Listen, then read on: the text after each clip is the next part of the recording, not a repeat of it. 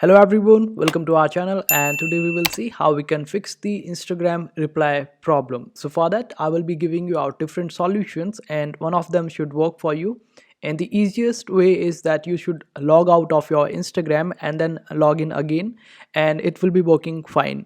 In some cases it works fine this way.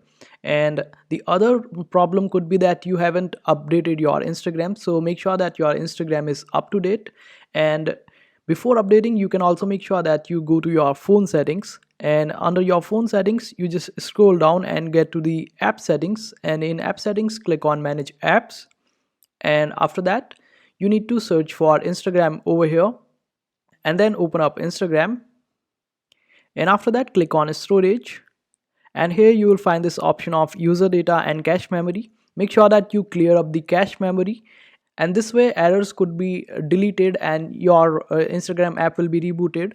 And just restart your Instagram app after that, and it should be working fine. And the next solution is that you go to your Instagram and then go to your messages, and wherever you are not able to see the reply option, just screenshot it. And after that you need to report this problem by going into your settings. Here click on help. After that click on report a problem, and then just click on report a problem.